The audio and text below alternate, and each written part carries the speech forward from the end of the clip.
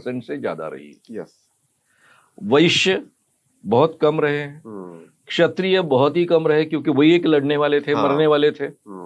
यानी स्त्रियों की संख्या ज्यादा क्षत्रियों में और पुरुषों की संख्या कम, ऐसा हमेशा होता था। यस।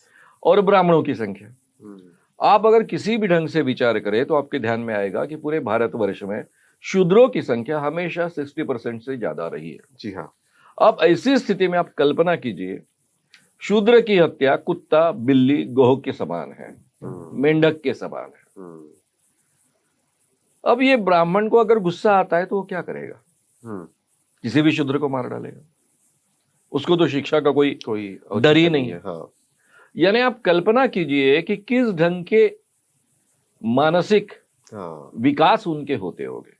यस। वो अपने आप को इंसान समझकर बर्ताव कर पाएंगे? हाँ, ये सबसे बड़ा सवाल है। हाँ, अब ये बंधन अगर होता कि हर ब्राह्मण ने विद्वत्ता पूर्ण होना ही चाहिए, सभी वेदों का अध्ययन करना ही चाहिए, वो अब वेदों का अध्ययन नहीं करेंगे तो उनका ब्राह्मणत्व खत्म हो जाएगा, ऐसे कोई प्रावधान मनुस्मृति में नहीं है, कम से कम मनुस्मृति में नहीं है। लेकिन दुबे, तिबे, चौबे इस तरह के भी तो उनको दिया है। ये उनके प्रतिष्ठा का विषय है। प्रतिष्ठा के लिए, जैसा हम हमारे यहाँ अलग अलग पदवियां देते हैं, भारत रत्न देते हैं, वगैरह वगैरह, उस ढंग की ये पदवियां हो गई। उसके कारण उनका ब्राह्मणत्व है और नहीं है, इससे संबंध कोई फर्क नहीं है। यस। श्रेष्ठ ब्राह्मण, कम श्रेष्ठ ब्राह्मण, ऐसा ये फर्क होगा।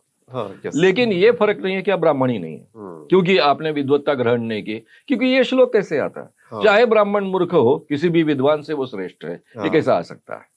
ये तो पॉसिबल ही नहीं फिर से। बिल्कुल। तो आप कल्पना कीजिए कि ब्राह्मणों को कुछ करने के लिए कुछ प्रयास, प्रेरणा बची होगी क्या? भाई वो एक बार जन्म लिया उसने, ब्राह्मण के पेट से वो आ गया, वो इसका पृथ्वी पर का भूदेव है। उसको सभी चीजें अपने आप उपलब्ध है। सारे प्रिविलेजेस उपलब्ध है। हमेशा राजा या फिर बड़े बड़े लोग जो हैं, जिनके पास में काफी धन है, या फिर वो बहुत बड़े अच्छे ओहदे पर है, सरदार है, सेनापति है, या फिर मंत्री लोग है, वो सभी लोग बार बार यज्ञ करेंगे, ये सब चीजें करेंगे, ब्राह्मणों को स्त्रियां दान देंगे और इस ढंग से वो जीते रहेंगे। अब इस स्थिति में मैं पहला सवाल उठाता हूं, अभी कितना उसमें परिवर्तन आया? सबसे पहले हम स्त्रियों से शुरुआत करेंगे। ओके। हम सभी जानते हैं कि गए 2000 सालों में कम से कम स्त्रियों को पढ़ने का अधिकार नहीं था भारत में। पहले होगा नहीं होगा, ये सच्चाई है 2000 सालों की। 2000 सालों की ये सच्चाई है। राइट। ये सच्चाई कहां तक आती है? 19वीं शताब्दी के बाद 20वीं शताब्दी तक आकर पहुंचती है। राइट। सावित्रीबाई फुले का उदाहरण हम सबको मालूम। सावित्रीबाई फुले खुद पढ़ी, उनको उनके पति ने पढ़ाया, ज्योतिबा फुले ने पढ़ाया। पढ़ने के बाद में उन्होंने स्त्री शिक्षा की शुरुआत की। जी हाँ। वो स्कूल में जब पढ़ाने के लिए जाते थे, अभी भी आप देखेंगे फुलेवाड़ा से वहां तक पढ़ाने जाती है, वो सब पूरी व्यवस्था देखेंगे तो वहां इर्द गिर्द सभी बड़े बड़े वाड़े हैं। उनके गलियों में से जाना पड़ता है। वो जब जाते थे तो उसको कुल्टा कहा जाता था। कुल्टा यानी वेश्या। अच्छा।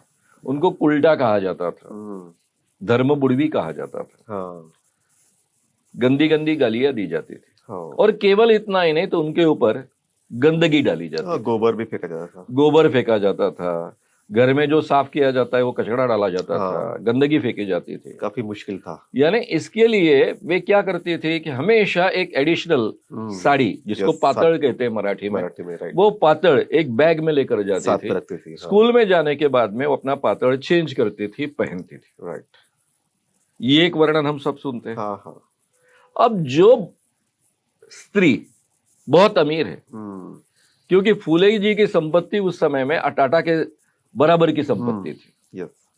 अब इतने अमीर आदमी की एक औरत, स्त्री, उनकी पत्नी, इतनी गालियां खाते खाते, अपमान सहते सहते उसने बच्चों को पढ़ाया, स्त्रियों को पढ़ाया। और आज इसीलिए पूरे देश में इतनी स्त्रियां पढ़ रही है, पढ़ सक रही है। हम में से कुछ लोग बहुत गलत ढंग से सोचते हैं। वो कहते हैं कि नहीं, वो तो जमाना बदलता है तो लोग बदलते हैं। ये सच्चाई है? नहीं, बिल्कुल नहीं है। आज जाकर आप अफगानिस्तान में देखिए। अफगानिस्तान में बहुत बदलाव हो रहे थे। वहां का राजा काफी प्रगतिशील था। उसको हटाकर वहां पर तालिबान आया। फिर से तालिबान आने के बाद में अमेरिका आया, सब कुछ हुआ, आज भी तालिबान। अफगान हमारे पास में ही है, नजदीक की चीज है कि यानी एक आगे बढ़ा हुआ। दूसरा है ईरान का उदाहरण। ईरान बहुत प्रोग्रेसिव बन चुका था, यस।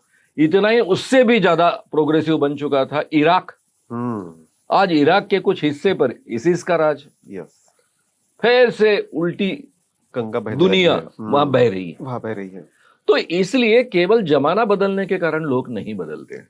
उनकी संस्कृति आती है। बिल्कुल, वो पकड़ कर रखते हैं। हाँ, ये जब वो समाज प्रगतिशील नहीं बनता है तो उसमें अपने आप बदलाव नहीं आते। नहीं आता। यस। उस समाज को प्रगतिशील बना के लिए कुछ लोगों को बहुत कष्ट करने बहुत पड़ते कष्ट हैं, करने मेहनत पड़ते लेनी पड़ती है, उसमें से समाज प्रगतिशील बनता है। एग्जैक्टली। तो इसलिए सावित्रीबाई के प्रयासों के कारण आज मेरी 92 ईयर्स की माँ है, वो सीखी हुई है। हाँ। अच्छा। अभी सभी इस उम्र की, अभी लीलाताई हाँ, चितड़े है, हाँ, मेरी माँ है, ये सब पढ़ी उस लिखी समय औरतें, के- उस सभी समय पढ़ी के लिखी थे। औरतें हैं हाँ, उस समय उस समय की है। उस एज की। उस एज ये की, सब right। इसलिए क्यों पॉसिबल हुआ कि सावित्रीबाई ने जो कुछ परिश्रम संघर्ष किए उसके किया। कारण महाराष्ट्र में बड़े पैमाने पर स्त्रियां सीखने लग गई। हाँ, पूरे देश ने उसका अनुकरण किया और उसमें यस। से इस ढंग से ये बर्ताव हुआ। स्त्रियों को हमारे देश में शिक्षा वर्जित क्यों थे? मनुस्मृति का वचन है, स्त्री न स्वातंत्र्य मर्हति। स्त्री को कभी स्वतंत्रता नहीं देनी चाहिए। राइट। बचपन में पिता ने, बचपन में पिता ने, जवानी में पति ने और बुढ़ापे में बेटे ने उसको संभालना है, सुरक्षा करनी है और उसकी आज्ञा में मां ने रहना है। यानी जिस बेटे को उसने पाला है, बड़ा किया है, उसकी आज्ञा में मां ने रहना है। और इस कारण इस समाज में कभी भी स्त्रियों को स्वतंत्रता थी नहीं, शिक्षा की भी स्वतंत्रता थी नहीं। बिल्कुल। फुले जी का दूसरा काम हम बहुत अच्छे ढंग से जानते हैं, उनका विधवा आश्रम। हाँ। इस विधवा आश्रम में कौन स्त्री आती थी? ज्यादातर मोर देन 90% ब्राह्मण स्त्रियां रहती थी। अच्छा। उस जमाने में बहुत कम उम्र में बच्चियों की शादी होती थी, कई बार, और मरने का प्रमाण बहुत ज्यादा था। उसका कारण ऐसा था क्योंकि अलग अलग ढंग के रोग होते थे, उस पर दवाइयां नहीं थी, फिर हमारा जिस ढंग का रहन सहन था उस सबके वो परिणाम थे। राइट। तो कई बच्चियों की शादियां हो चुकी है, 6 साल में, 7 साल में, 8 साल में, 9 साल की बच्ची है, उसकी शादी हुई, 15 साल की हो गई, वो 16 साल की हो गई, 18 साल की हो गई और उसका पति मर गया। ये विधवाओं का प्रमाण बहुत ज्यादा था पुणे में। ओके। पुणे ब्राह्मणों का गढ़ था, हाँ, पेशवाई के कारण। Yes yes. और ये प्रमाण बहुत ज्यादा था। अब ये स्त्रियों का क्या होगा? इन स्त्रियों ने किसी भी पुरुष के साथ में संबंध नहीं रखने। ओके।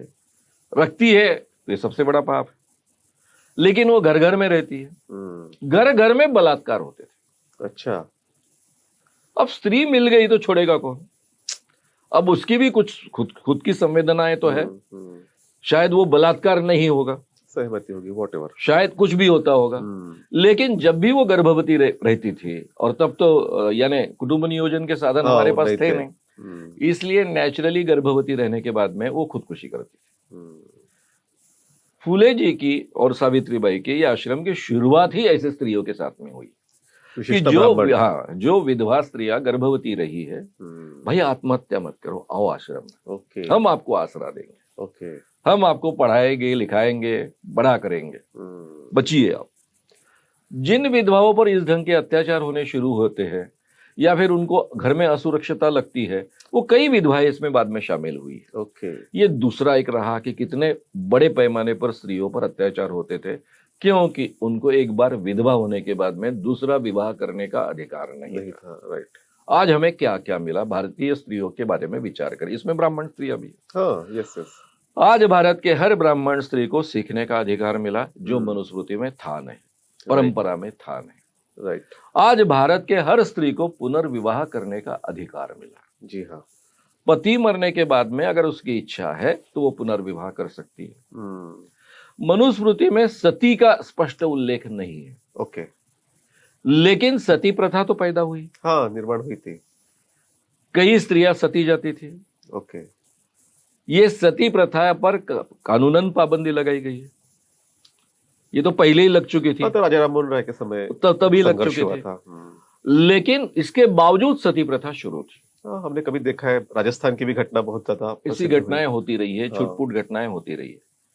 जब संविधान में बड़े पैमाने पर ये सभी स्वतंत्रता स्त्रियों को मिली तो इसका प्रमाण बहुत कम होते गया। एक और विषय था कि बाल विवाह भी होते थे।